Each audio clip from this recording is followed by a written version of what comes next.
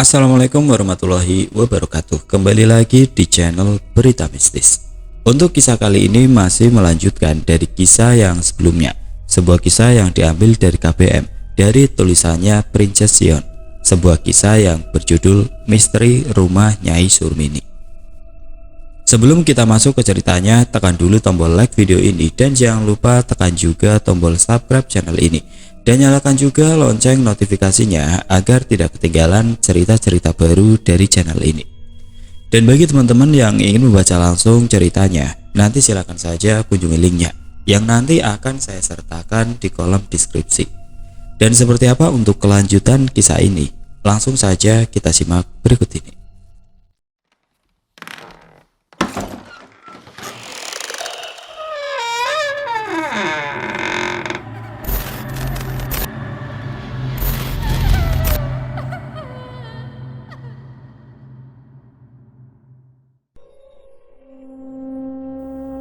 Aksa tidak menggubris bantuan yang ditawarkan Sri. Ia sendiri menggendong gendis masuk ke rumah. "Sekalian saya kemasi kamar Nyai," Ibu Sri. Sepatah kata pun Aksa tidak menyahut, membuat Sri jadi tertunduk segan sembari mengekor di belakang Aksa. Akan tetapi bukan kamar gendis yang Aksa tuju, melainkan kamarnya sendiri. "Den, kenapa ke kamar Raden?" Wajah Aksa sudah sedingin itu.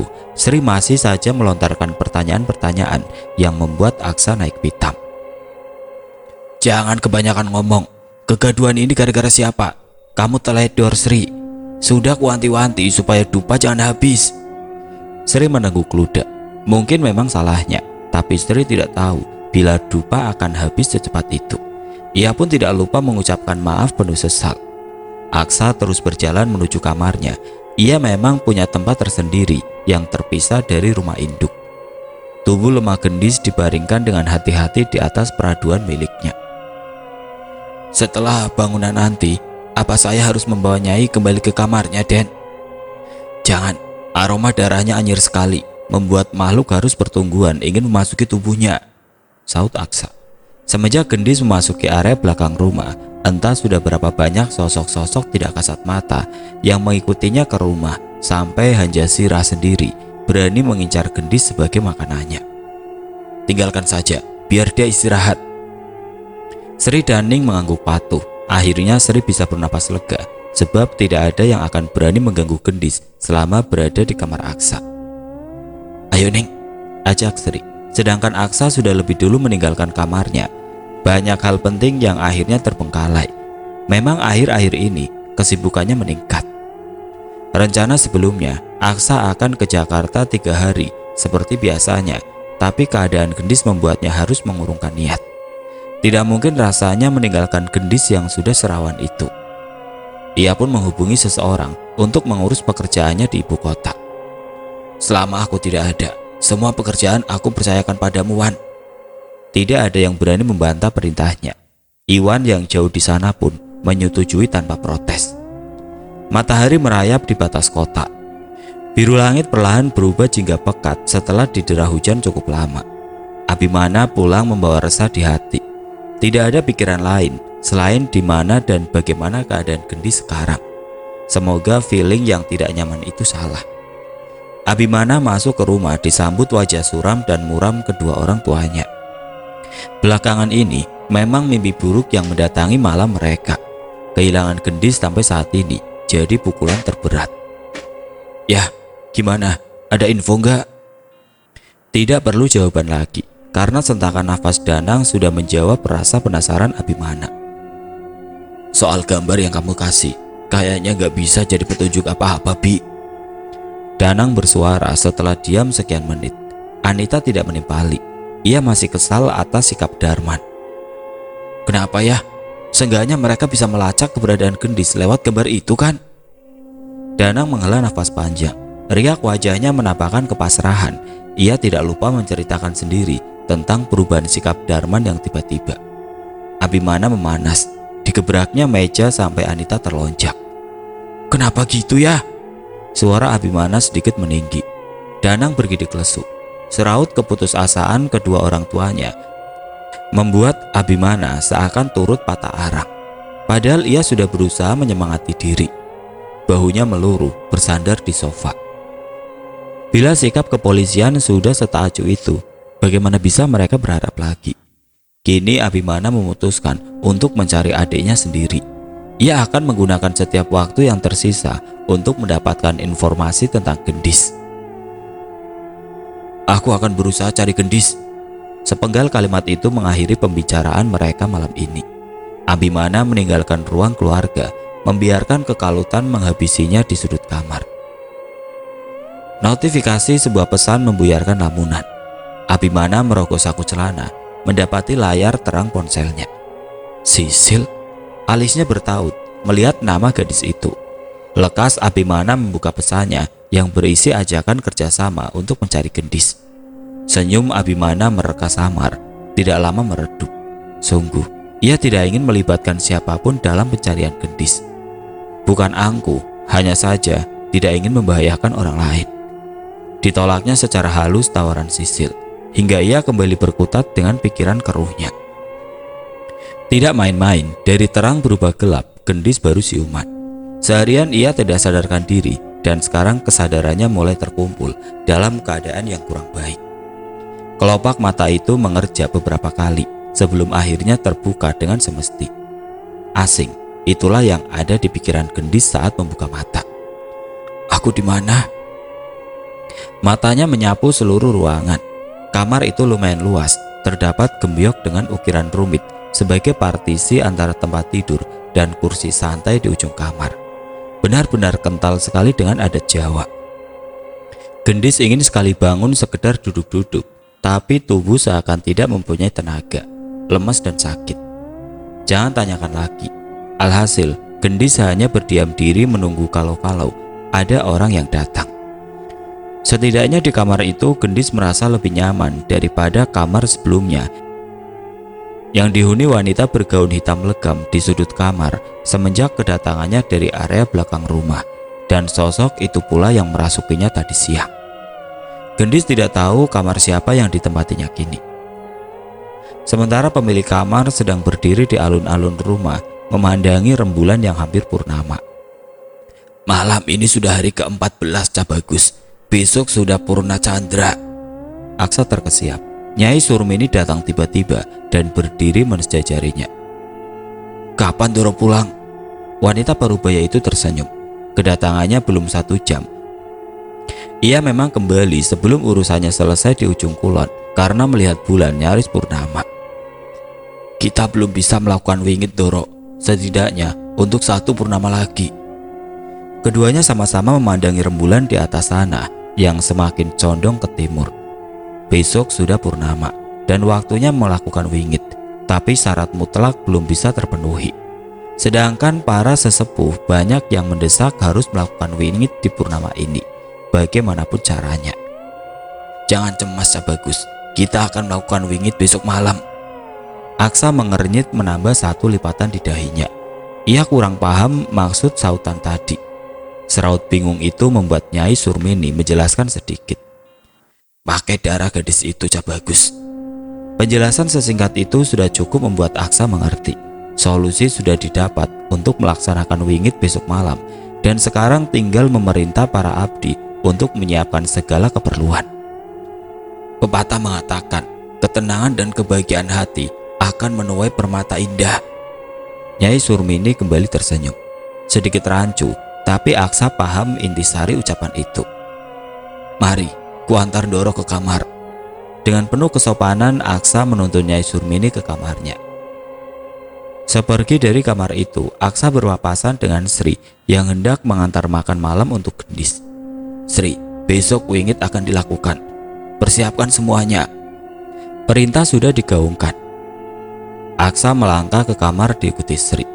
Baru masuk, ia disambut wajah pucat pasi dan mata sendu yang memandangnya. Aksa membuang muka tidak suka dengan tatapan memelas. Nyai sudah siuman. Sri berusaha meluluhkan suasana yang nyaris menegang. Gendis bergeming hanya ekor matanya yang mengikuti pergerakan Aksa yang duduk di kursi kayu di balik gebyok. Sri, serunya melambai. Sri lekas menghampiri, sedangkan Gendis terpaku memperhatikan keduanya yang entah sedang membicarakan apa. Setelahnya Aksa keluar kamar tanpa tegur dan sapa pada Gendis. "Mbak Sri, aku mau pulang. Aku takut di sini, Mbak." Sepertinya Aksa, Gendis malah memohon pada Sri agar dipulangkan. Seandainya Sri punya kuasa, maka sudah dari kemarin dilakukannya. "Tidak apa-apa, Nyai. Selama berada di kamar Raden, semuanya baik-baik saja. Nyai tidak perlu takut." Gendis baru sadar bila kamar luas yang ditempatinya sekarang adalah milik Aksa. Bukan tenang, rasa takut semakin menggerogoti Gendis. Tidak sekamar saja, Aksa berani memerawaninya. Bagaimana bila sekamar? Detik itu juga Gendis bangun, ingin kembali ke kamar. "Nyai, tunggu!" Tepat di depan pintu, Sri memapak langkahnya. "Apa Nyai tidak takut dengan sosok yang selalu ada di sudut kamar?" Gendis terdiam, matanya melirik heran. "Mbak tahu dari mana?" Sri mengibaskan tangan di depan wajah Gendis sembari menyahut. "Raden yang bilang Nyai kan kerasukan sosok itu tadi siang." Jadilah bagai menelan buah si malakama. Kembali ke kamar, takut akan sosok tidak kasat mata. Tidak kembali ke kamar pun Aksa siap menerkamnya kapan saja bila berada dalam satu kamar yang sama. Memang pada akhirnya Gendis tidak punya pilihan lain. Kembali atau tidak akan berujung sama saja. Kendati takut, Aksa akan melakukan hal menjijikan seperti tempo hari. Gendis justru tidak menemukan tanda-tanda Aksa kembali ke kamarnya. Sampai pagi menjelang, batang hidungnya tidak kunjung tampak. Setelah kejadian mengerikan kemarin, Gendis tidak berani keluar kamar. Ia hanya berdiam diri di sana sampai bosan, membuatnya bak orang kehilangan akal sehat. Ia hanya duduk memandangi orang-orang yang berlalu lalang dari jendela kamar. Pikirannya hanya satu, bahwa Nyai Surmini pasti akan mengadakan acara. Sebab para abdi tampak sibuk menyiapkan sesuatu. Ning pun mengantarkan makan siang dengan tergesa, bercengkrama sesaat tidak bisa. Begitulah sampai malam tiba, tidak ada sesiapapun yang menghiraukan Gendis. Hari ini semua sibuk dengan kegiatan masing-masing. Apalagi Aksa, entah kemana lelaki itu. Baik siang maupun malam, keadaan rumah itu amat sepi sunyi. Tapi tidak dengan malam ini. "Memang lagi ada acara rupanya." Gendis bergumam tatkala melihat satu persatu orang yang datang berjalan menuju satu bangunan di ujung sana. Pakaian mereka pun tampak formal dengan baju jawi jangkep dan kebaya hitam. Gendis tertegun memperhatikan tamu Nyai Surmini. Astaga! Gendis terlonjak setengah menjerit. Tanpa suara Aksa datang tiba-tiba. "Kamu dari mana?" tanya Gendis. Seluruh tubuh Aksa tidak ada yang lolos dari pandangannya. Lelaki itu cukup gagah dengan baju jawi jangkep hitam yang dikenakan, serta belangkon yang menutupi sebagian rambut undercutnya. Tanpa tanya dan pinta, Aksa menarik keris yang tersampir di pinggangnya, lantas meraih tangan kanan Gendis. "Kamu mau ngapain?" Takut setengah mati Gendis dibuatnya. "Mengiris urat nadimu." Setidak berperasaan itu Aksa menyahut, membuat Gendis buru-buru menarik tangannya. "Emang sinting kamu Aksa?"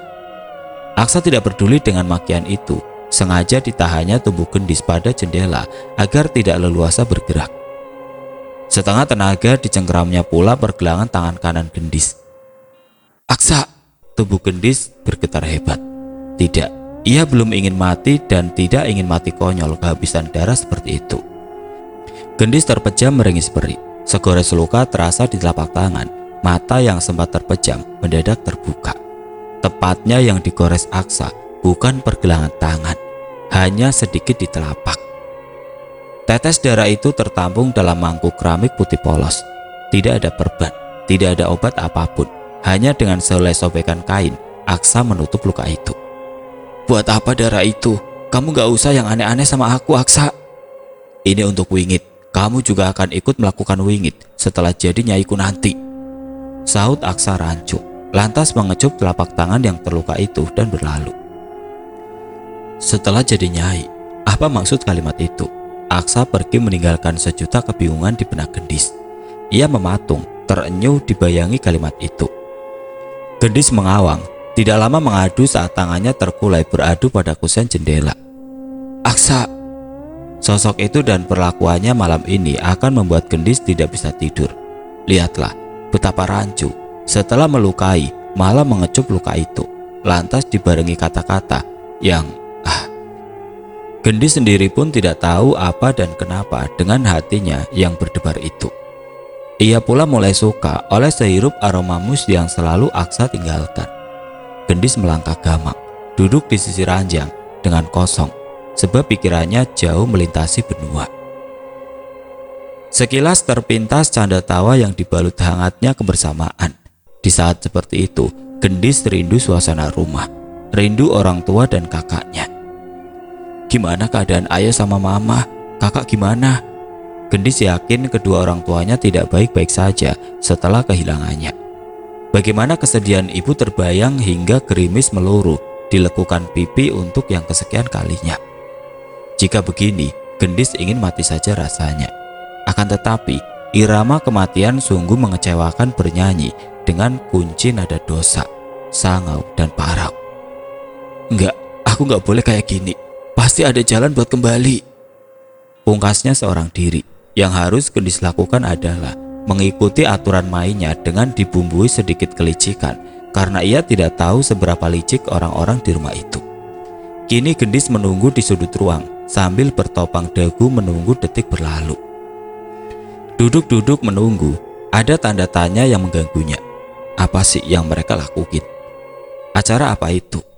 Mulailah satu persatu pertanyaan berdatangan. Penasaran? Bukan. Gendis pun setengah mati penasaran dibuatnya. Apalagi alunan gamelan yang mendayu-dayu, menaikkan seluruh bulu kuduk. Ingin sekali Gendis melihat acara apa itu sekilas saja. Tetapi apakah ia bisa sok bernyali seperti tempo hari? Bisa-bisa ia bertemu dan diikuti lagi oleh sosok wanita berbusana hitam legam yang cocok dengan seraut pucat pasi, ditambah mata hitam berkilat. Aku gak boleh takut sama makhluk kayak gitu. Gumamnya meyakinkan diri sendiri. Nafasnya tertarik dan terembus panjang untuk mengumpulkan keberanian. Setelah itu melangkah pasti mendekati pintu kamar. Semoga gak dikunci. Tebakannya tidak meleset. Pintu perlahan terbuka saat Gendis menekannya ragu-ragu. Entah Aksa memang tidak mengunci pintu atau lupa, yang jelas Gendis bebas berkeliaran, membaur dengan makhluk-makhluk tidak kasat mata yang mulai merundungi dirinya tanpa sadar. Ia berniat mencari Sri atau Ning untuk meminjam ponsel bila berkenan. Sayangnya sepi sekali, tampak semua orang berada di bangunan yang ada di sayap kanan halaman. Suara gamelan yang diiringi dengan senandung kidung bukan memeriahkan suasana, justru mencekam. Kenapa irama gamelan dan kidung itu amat menyayat hati? Niat awal Gendis ingin meminjam ponsel, tapi kakinya lancang berbelok menuju bangunan yang mirip rumah joglo dengan kain hitam yang mengelilinginya. Aku gak boleh ke sana. Apalah daya hati dan pikirannya bertolak belakang. Hati enggan ke sana, tapi pikiran terus menuntun kakinya. Sekitar 5 meter barulah terdengar jelas bahwa kidung itu dilantunkan oleh Nyai Surmini. Suara amat merdu memikat. Gendis pun sampai terenyuh tidak jauh dari sana. Kidung itu seakan magnet yang menarik tubuhnya semakin mendekat. Kali ini Gendis menyadari bahwa memang ada suatu energi yang membuat langkahnya tidak bisa dihentikan. Terasa pula pundak dan tengkuk sangat berat, seperti ditumpuk beban berkilo-kilo. Berapa kali Gendis menepuk serta memijat pundak dan tengkuknya. Lehernya mencekung menengguk ludah kasar tatkala tanpa jarak lagi antara dirinya dan kain hitam yang menutupi separuh bangunan. Saat itu juga, suara gamelan dan kidung berhenti. Keadaan di sana sunyi senyap, seakan tidak ada orang lain selain dirinya. Gendis mengulurkan tangan mencoba mencari tahu apa yang terjadi di dalam sana. Kenapa tiba-tiba sesunyi ini? Semakin mengulurkan tangan, getaran tubuh semakin tidak terkendali rasanya. Antara takut dan penasaran yang merundungi Gendis saat ini. Dengan keberanian yang kian menurun, Gendis menyibak sedikit saja, mengintip ke dalam sana. Posisi tempatnya berdiri sangatlah tepat. Seluruh pandangannya pada lelaki yang bersila di tengah ruangan itu. Aksa. Gendis terperangah melihat Aksa duduk bersila di tengah ruangan bertelanjang dada. Hanya menggunakan celana kain sutra panjang, mirip sekali dengan yang dipakainya ketika merenggut kesunyian Gendis malam itu. Dari depan mendekatlah Nyai Surmini membawa mangkuk keramik putih polos. Itu kan, dugaan Gendis tidak salah. Mangkuk itu adalah wadah yang dibawa Aksa untuk menampung darah dari telapak tangannya. Gendis melihat dengan jelas melalui mata kepalanya. Nyai Surmini mencelupkan jari telunjuknya ke dalam mangkuk, lalu meraja aksara Jawa kuno di dada Aksa yang bebas tanpa pakaian.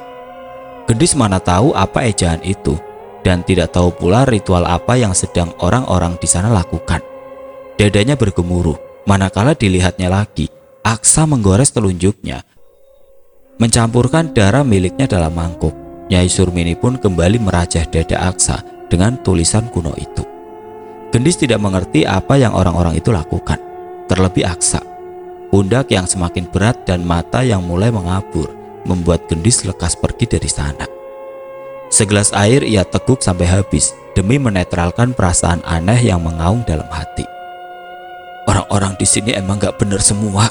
Mereka ngelakuin ritual apa sih? Gendis merasa jengkel. Pantas saja rumah itu sepi bak kuburan. Ternyata para penghuninya menghadiri acara aneh itu. Sri dan Ning pun ada di sana. Bahkan Sukirman pun ada. Mungkin besok-besok Gendis meyakini dirinya akan ada di sana juga. Semenjak berada di rumah itu, malam tidak selalu ramah pada Gendis. Ia selalu tidur dalam gelisah dan rindu yang saban waktu menabuh hatinya. Aku mau pulang. Matanya mengabur memandangi pantulan diri di cermin. Tahu-tahu pelaksanaan ritual aneh sudah usai, Aksa kembali ke kamar sedikit terkejut melihat Gendis yang masih mematung di depan cermin. Kamu tidak melihat malam sudah larut? Gendis tidak menyaut. Ia pun tahu kedatangan lelaki itu melalui bayangan cermin. Kamu punya obat tidur, Raden Aksa? Aku mau nekuk setidaknya 3 tablet biar aku tidur nyenyak. Udah semingguan ini aku lewatin malam gitu aja tanpa tidur nyenyak. Gendis membalik badan. Lepasin aku, Aksa. Aku rindu keluargaku. Aku mau pulang. Aksa bergeming.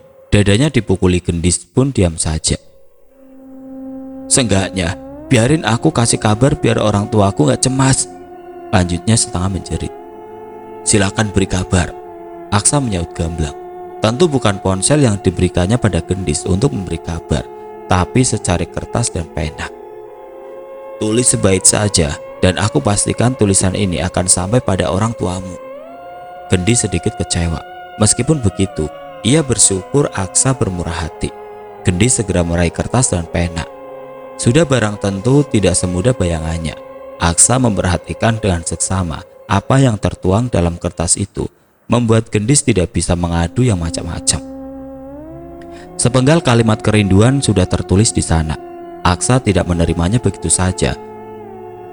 Masih ditelaah lebih seksama lagi setiap tulisan itu, takut jikalau Gendis menyiratkan sesuatu pada tulisannya.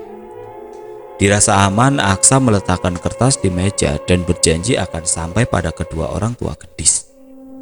Sudah selesai dan aku mau tidur sekarang. Tolong kasih aku obat tidur. Aku sendiri yang akan membuatmu tidur lelap. Tanggalkan pakaianmu dan ambil kain sutra di lemari. Cetus Aksa begitu saja. Enggak, aku bukan wanita pemuas, Aksa. Gendis menolak mentah-mentah. Ia meradang menatap nyala. Perlu kamu ketahui, kehadiranmu di rumah ini tidak akan lama, dan kamu juga harus tahu, sejak awal menggaulimu, aku tidak pernah memaksa dan kamu harus sadar, semua keputusan bijak ada di tanganmu. Keluargamu atau harga diri, itu saja. Aksa baru saja melontarkan kalimat menohok, membuat Gendis mematung tanpa suara di sana. Bahkan nafasnya serasa berhenti. Aksa beranjak ke kamar mandi, hendak membersihkan rajahan darah di dadanya yang sudah mengering. Keterkejutan yang Gendis tampilkan sama sekali tidak menggugah hati Aksa untuk mengibas sedikit saja. Ia malah memilih pergi meninggalkan perdebatan yang tidak berkesudahan. Darah yang sudah mengering disekanya dengan handuk basah sampai bau anyir itu pun ikut hilang dari tubuhnya. Tak lama pergerakan tangan Aksa berhenti ketika gemersik langkah semakin mendekat, merapat pada punggungnya berselimut sutra. Dari belakang, Gendis meraih handuk di tangan Aksa, perlahan menyusuri dada yang pernah menabuh hasratnya. Aku kembali milik kamu malam ini, Aksa. Lirihnya sembari terus menyeka dada itu. Aksa diam sejenak sebelum akhirnya meraih tangan Gendis, menariknya berhadapan. Gendis sudah tanpa pakaian, hanya sehelai sutra kuning menutupi tubuh mungilnya. Sepatah pun Aksa tidak berucap, matanya menelusuri lekuk paras yang sedang jengah. Lalu tiba-tiba mendaratkan kecupan di leher Gendis 2 kali, meninggalkan rasa basah di kulit leher. Tanpa ragu Gendis mengalungkan lengannya di leher Aksa, mengusap lembut tengkuk Aksa yang dihiasi tato dengan lambang yang diburu Abimana. Sebelumnya aku mau tanya, apa setiap pingit kamu butuh darah aku? Tanya Gendis. Jika iya, maka Gendis akan memberikan tawaran atau syarat pada Aksa. Aksa tersenyum, lalu kembali mengecup leher sebelah kiri wanita yang sedang mesra memeluknya. Ya, bahkan lebih dari itu, sautnya. Kemudian sautan Aksa membuat Gendis bungkam. Ternyata lebih dari itu. Aksa menyeringai, semudah itu membaca isi pikiran Gendis. Lebih dari itu? Apa yang lebih dari itu? Perasaan Gendis mulai tidak nyaman. Lebih dari itu, kamu harus jadi nyaiku dengan melahirkan bayi laki-laki untukku. Bayi untukku, sautnya tertahan seraya meremas pelan kedua pinggul Gendis. Setiap kata yang terucap meninggalkan tanda tanya besar di dada. Gendis diam menelaah sekalimat itu, kemudian kembali memalingkan muka saat netra berkilat milik Pangeran Malam menelusuri lekat parasnya. Gendis memahami bila Aksa ingin menundukkan segenap jiwanya agar nurani mampu mendialogkan maknanya dalam hening. Bayi. Gendis menuntut penjelasan. Kendati menjawab, Aksa malah meraih botol kaca yang tersusun di antara banyaknya jejeran perlengkapan mandi. Ya, bayi, sautnya. Gadis terpejam menggigit bibir bawah merasakan jemari Aksa menelusuri lembut leher dan perlahan turun ke pundak membaur parfum kesukaannya. Aroma mus itu memang sepelik isi hati Aksa sampai Gendis tidak bisa mengeja maksud dibalik seraut dingin yang selalu Aksa tampilkan. Tidak hanya membaur di tubuh Gendis, parfum itu juga Aksa baluri di tubuhnya, menyamarkan aroma anyir dari sisa-sisa darah wanita di depannya. Sehirup aroma mus sudah bertebaran di kamar mandi. Gendis mulai mabuk, hingga Aksa harus menggendongnya keluar dari sana. Malam ini kembali sepasang hati menggelepar, mengurai butiran-butiran debar. Gendis tidak tahu harus bagaimana lagi mematahkan hipnotis dari mata hitam yang tajam membunuh milik lelaki yang akan menjamahnya untuk yang kedua kali. Darahmu telah tercampur darahku. Setelah Aksa menggumamkan kalimat itu, Gendis melenguh bersama peluh yang dijilat garang amarah. Gemuruh denyut nadinya berdentam di kesunyian melewati malam diam-diam. Aksa yang menghimpit dadanya membuat Gendis merasakan detak-detak organ vital yang bergemuruh di antara hati dan hasrat. Nyaiku, bisiknya begitu sensual, memberi kecupan-kecupan kecil di daun telinga Gendis. Gendis bergidik terpejam, seluruh tubuhnya meremang. Akhirnya, mulai malam ini, Gendis akan memutuskan untuk melapangkan gurat nasib yang setia mengekor perjalanan. Kamu, duwehanku, bisik Aksa lagi. Ya, aku milikmu malam ini. Balas Gendis melantun sebuah kebimbangan bernada nestapa. Setelah melakukan wingit, Aksa pun kembali melakukan ritual lainnya malam itu bersama Gendis. Berdua dalam hangatnya penyatuan. Di ranjang itu, Gendis meringkuk dengan nafas terengah. Wajahnya berpeluh, bibirnya memerah. Aksa tidak mengucapkan apapun, setidaknya pujian. Ia malah menyelimuti Gendis, memberi kecupan di dahi dan pucuk hidung, lalu beranjak ke kamar mandi. Perihnya, Gendis merasa habis manis sepah dibuang. Sebab Aksa meninggalkan kamar begitu saja setelah menggagahinya sekian menit.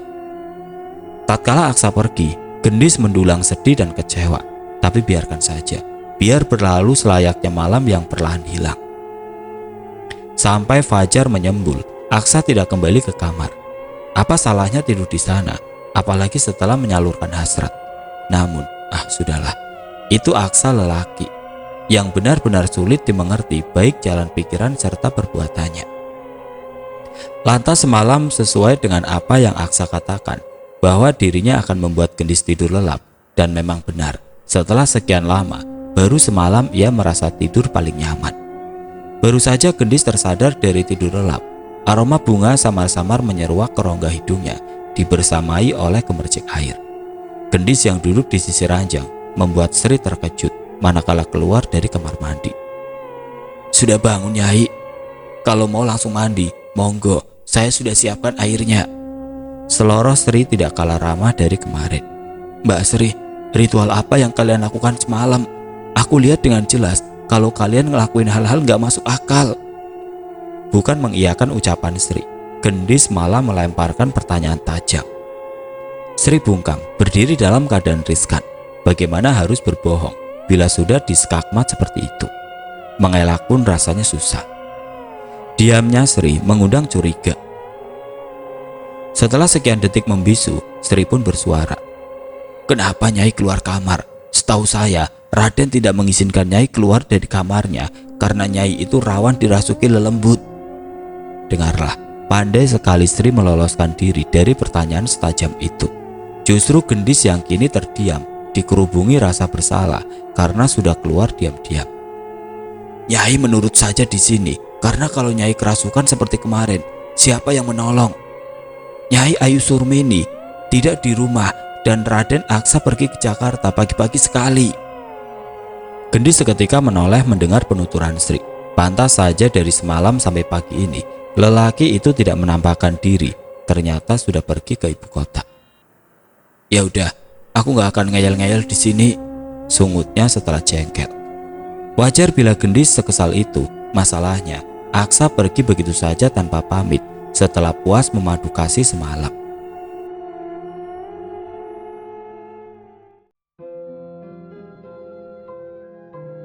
Oke teman-teman, sampai di sini dulu ceritanya. Nantikan kelanjutan kisah ini di video berikutnya. Agar tidak ketinggalan, klik tombol subscribe channel ini dan nyalakan lonceng notifikasinya. Wassalamualaikum warahmatullahi wabarakatuh.